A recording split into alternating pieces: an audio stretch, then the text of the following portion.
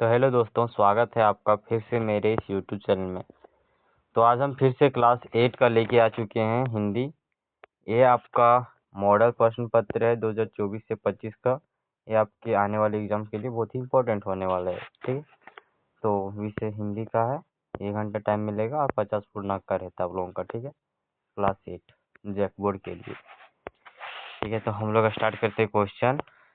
ठीक है, तो आपको यहाँ पे दिया हुआ है, इसको पढ़ना है और इससे रिलेटेड जो क्वेश्चन यहाँ पे उसको देखना। ठीक है, यहाँ पे सबसे पहला यहाँ पे दिया हुआ है, निम्नलिखित का अभ्यास को ध्यान पूर्वक पढ़कर प्रश्न संख्या 1 से 4 के लिए सही उत्तर का चयन करें। दीपावली भारत का प्रमुख त्योहार है जिसे रोशनी का पर्व भी कहा जाता है। यह त्योहार कार्तिक माह की अमावस्या को मनाया जाता है। दीपावली भगवान श्री राम के 14 वर्षों के वनवास के बाद अयोध्या लौटने की खुशी में मनाई जाती है। इस दिन घरों की दियों है ना घरों में दियों और रंगीन लाइटों से सजाया जाता है। लोग अपने घरों की सफाई करते हैं, नए कपड़े पहनते हैं और स्वादिष्ट व्यंजनों का आनंद लेते हैं। तो यहाँ पे सबसे पहला क्वेश्चन देखेंगे हम लोग। ठीक है, सबसे पहला क्वेश्चन, रोशनी का पर्व किस भारतीय त्योहार को माना जाता है? रोशनी का पर्व किस भारतीय त्योहार को माना जाता है? तो ये आपका हो जाएगा दीपावली। ठीक है, फिर अगला क्वेश्चन, दीपावली किस महीने में मनाई जाती है? तो ऊपर जैसे कि हम लोगों ने पढ़ा था कि दीपावली जो है तो कार्तिक माह में मनाई जाती है। ठीक है, क्वेश्चन नंबर 3 है, दीपावली का त्योहार किस घटना की खुशी में मनाया जाता है? तो भगवान श्री राम जो है अयोध्या लौटे थे। ठीक है, इसी के कारण, इसी की खुशी को मनाने के लिए। कौन 14 वर्षों के वनवास में थे? तो श्री राम जी है ना, राम। फिर अगला, निम्नलिखित पाद्यांश को ध्यान पूर्वक पढ़कर प्रश्न संख्या इतना से इतना के लिए सही उत्तर का चयन करें। 5 से 8 के लिए। जल ही जीवन का आधार, बिना जल सूना हर संसार। नदियां, सरोवर और ताल, इनमें इनसे ही हरियाली माल। बूंद बूंद को बचाना सीखो, जल संकट से नाता जोड़ो। पेड़ लगाकर छाव बढ़ाओ, धरती का श्रृंगार सजाओ।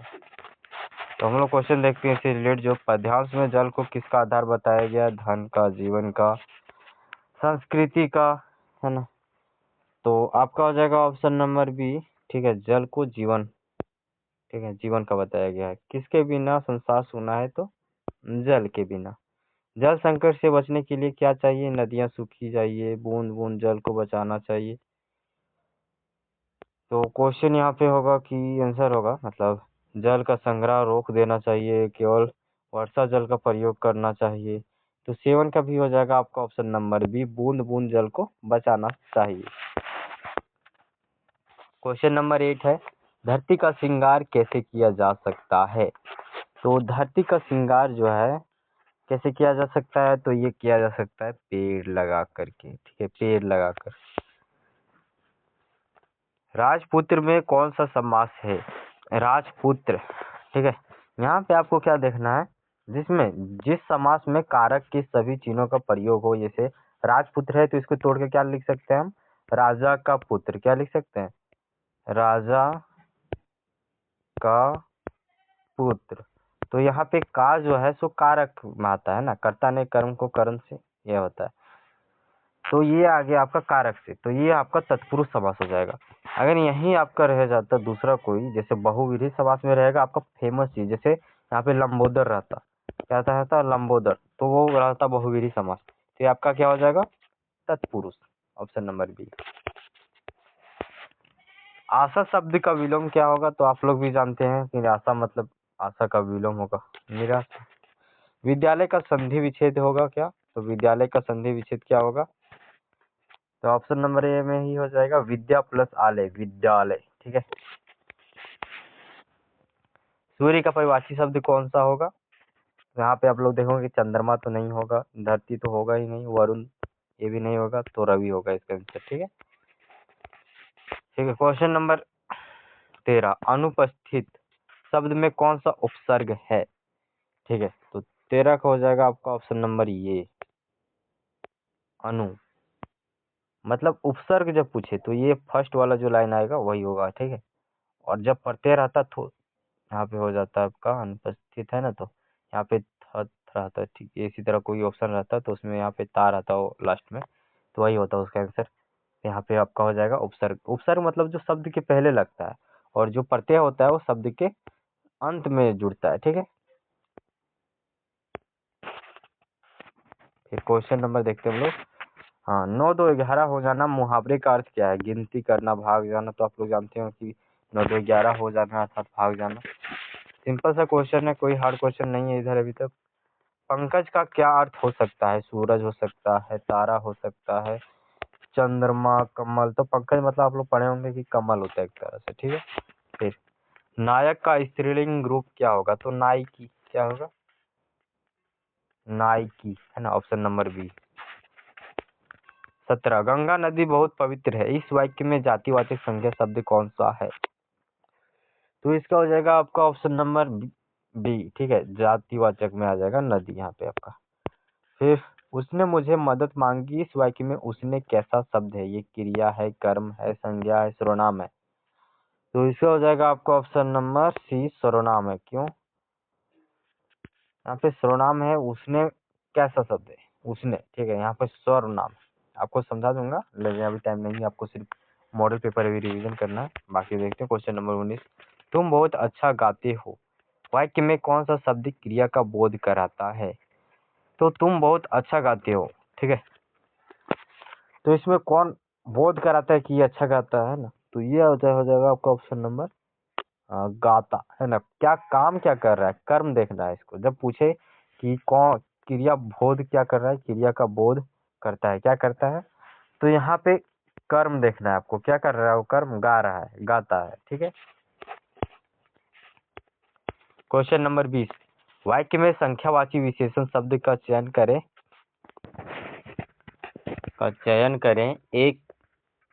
एक समझदार लड़का है, वह एक समझदार लड़का है, तो इसमें क्या करना है? संख्यावाची विशेषण शब्द का उपयोग करना है।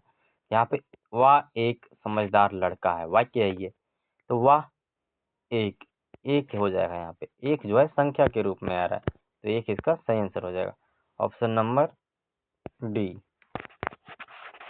क्वेश्चन नंबर 21, यहाँ पे भी आपको पढ़ना पड़ेगा और इससे रिलेटेड जो क्वेश्चन का आंसर है वो देना पड़ेगा, ठीक है। तो सिंपल से हम लोग देखते हैं क्वेश्चन सीधे सीधे। निम्नलिखित गद्यांश को ध्यानपूर्वक पढ़कर प्रश्न संख्या 21 से 24 के लिए सही उत्तर का चयन करें। बस सचमुच चल पड़ी और हमें लगा कि यह गांधी जी के असहयोग और सविनय अवज्ञा आंदोलन वक्त आवश्यक जवान रही होगी। उसे ट्रेनिंग मिल चुकी थी, हर हिस्सा दूसरे से असहयोग कर रहा था। पूरी बस सविनय अवज्ञा आंदोलन के दौर से गुजर रही थी। सीट का बॉडी से असहयोग चल रहा था। कभी लगता सीट बॉडी को छोड़कर आगे निकल जाएगी, कभी लगता कि सीट छोड़कर बॉडी को आगे निकल जाएगी। 8-10 मील चलने पर सारे भेदभाव मिट गए। यह समझ में नहीं आता था कि सीट पर हम बैठे हैं या सीट हम पर बैठी है। तो यहाँ पे देखते हैं हम लोग क्वेश्चन। उपरोक्त गद्यांश में गांधी जी के किस आंदोलन का वर्णन हुआ है? इसमें आप लोग यहाँ पे देखे जैसे कि, तो यहाँ पे था क्या? सविनय अवज्ञा आंदोलन और आवश्यक और असहयोग आंदोलन, ये दोनों है। तो इसका ऑप्शन नंबर हो जाएगा आपका दोनों। क्या हो जाएगा? दोनों अर्थात ए और बी दोनों, ऑप्शन नंबर सी। प्रस्तुत गद्यांश किस पाठ से लिया गया? असहयोग आंदोलन, बस की यात्रा, छोटा जादूगर, पथ की पहचान। तो ये हो जाएगा आपका बस की यात्रा, ठीक है। गद्यांश में सीट और बॉडी के असहयोग से क्या संकेत मिलता है? सीट हमेशा बॉडी के साथ रहती थी। सीट और बॉडी मिलकर रास्ते पर चल। सीट और बॉडी एक दूसरे से प्रेम करते थे। दोनों के बीच कोई तालमेल नहीं था।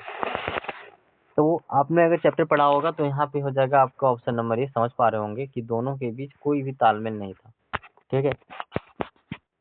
गद्यांश में 8-10 मील चलने पर किसका उल्लेख किया गया है? तो बस की गति का बढ़ने का और सीट और बॉडी का जुड़ने का, या फिर रास्ते के भेदभाव का मिटने का, गांधी जी के आंदोलनों का परिणाम। तो ये जो आपका है सो ऑप्शन नंबर ये होगा कि रास्ते के भेदभाव को मिटने का, भेदभाव मिटने का, है ना। फिर यहाँ पे आपको मिलेगा कविता, जैसे इसे पढ़ना पड़ेगा आपको, ठीक है। इसे पढ़ना है और इससे रिलेटेड जो क्वेश्चन है उसे देना है। चाह नहीं मैं सुरबाला के गहनों में गुथा जाऊं, चाह नहीं प्रेमी माला में बिंद प्यारी को ललचाऊं, चाह नहीं सम्राटों के सौ पर है हरी डाला जाऊं, चाह नहीं देवों की सिर पर चढ़ूं, भाग्य परिणाम मुझे तोड़ लेना वनमाली, उस पथ पर देना तुम फेंक, मृत भूमि पर शीश चढ़ाने, जिस पथ पर जाए वीर अनेक। ठीक है, तो इसे हम पढ़ लिए। अब इससे रिलेटेड को क्वेश्चन आंसर उसे करेंगे। तो प्रस्तुत कविता के कवि कौन है? हरिशंकर राय, यहाँ हरिवंश राय बच्चन है, निर्मला पुतुल है, राम नरेश त्रिपाठी है, माखनलाल चतुर्वेदी है। तो आप जानते होंगे, अगर आप पढ़े होंगे तो फर्स्ट में ही है, तो ये आपका हो जाएगा माखनलाल चतुर्वेदी। ठीक है, माखनलाल चतुर्वेदी जी ने ही लिखा है। फिर क्वेश्चन नंबर 26 है, उस पथ में देना तुम फेंक में कवि किस पथ की बात कर रहे हैं? युद्ध के पथ की, प्रेम माला का, या फिर सम्राटों का पथ, वीरों का पथ? आप लोग स्पष्ट रूप से वहाँ पे पढ़े होंगे वीरों का पथ। ठीक है।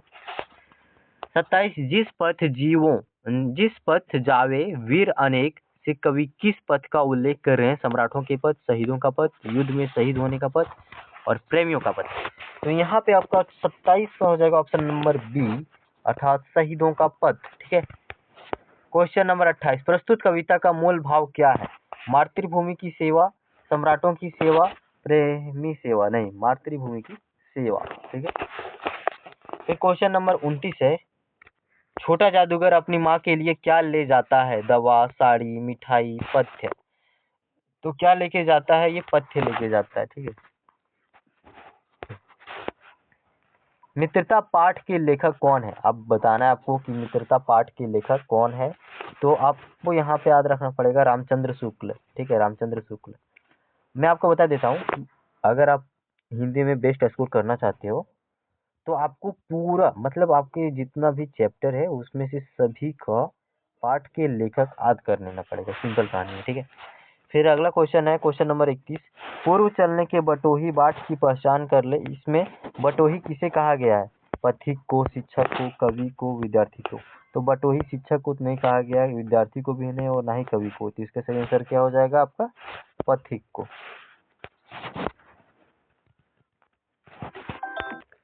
तो क्वेश्चन क्या था, क्या हो गया? हाँ, पूर्व चलने के बटोही, तो ये हो गया आपका। फिर अगला क्वेश्चन है, लेखक के बड़े भाई साहब उनसे कितने साल बड़े थे? 2 साल, 3 साल, 4 साल, 5 साल? तो आपको ये बताना है। तो 32 का हो जाएगा आपका ऑप्शन नंबर डी। क्या होगा? ऑप्शन नंबर डी, अर्थात 5 साल बड़े थे लेखक के बड़े भाई। ठीक है। लेखक और उसके बड़े भाई कहाँ रहते थे? तो कहाँ रहते थे ये लोग? आपको जानते होंगे तो आपको पता होगा कि लेखक और उसके बड़े भाई जो है सो हॉस्टल में रहते थे। ठीक है, कहाँ पे रहते थे? हॉस्टल में। Option number C is the correct answer. This is question. Question number 34 हम लोग देखते हैं, अशोक का शस्त्र त्याग कैसी रचना है? नाटक है, कहानी है, निबंध है, एकांकी है? तो ये हो जाएगा आपका ऑप्शन नंबर सी, एकांकी। क्या है? एकांकी। Option number C. सम्राट अशोक ने किस राज्य पर चढ़ाई की थी? सम्राट अशोक जो थे वो किस राज्य पर चढ़ाई की थी? तो मगध पर। ठीक है, आप लोग जानते होंगे। 35 का हो जाएगा आपका, नहीं सॉरी, यहाँ पे होगा कलिंग। कलिंग के यहाँ राजा थे, है ना? मगध के राजा थे, लेकिन कलिंग पर इसने चढ़ाई की थी। कलिंग महाराज की कन्या का नाम क्या था? तो उनका नाम था शायद पद्मा। ठीक है, ऑप्शन नंबर सी होगा, शायद का वही आंसर है। ठीक है, पद्मा ही आंसर होगा। अमरूद का पेड़ के लेखक की माँ कहाँ के जेल में थी? तो अजमेर के जेल में थी। कहाँ के? अजमेर। अमरूद के पेड़ में फूल आने की बात किसने बताई थी? तो किसने बताई थी? चुन्नू ने, पप्पू ने, मिद्दू ने, जोकर ने? तो ये आ जाएगा आपका ऑप्शन नंबर डी। ठीक है, मिद्दू ने, अर्थात डी। कहाँ गए? ये हो जाएगा। क्या निराश हुआ जाए पाठ के लेखक कौन है? हजारी प्रसाद द्विवेदी, महावीर प्रसाद द्विवेदी, प्रेमचंद, जयशंकर प्रसाद? तो 39 का हो जाएगा आपका ऑप्शन नंबर ये, हजारी प्रसाद द्विवेदी। ठीक है। क्या निराश हुआ जाए पाठ में बस का कंडक्टर साइकिल से कहाँ चला गया? वह भाग गया, दूसरी बस लेने गया, वह अपने घर चला गया, वह जंगल में चला गया? तो 40 का हो जाएगा ऑप्शन नंबर बी, वह दूसरी बस लेने गया। ठीक है, तो आप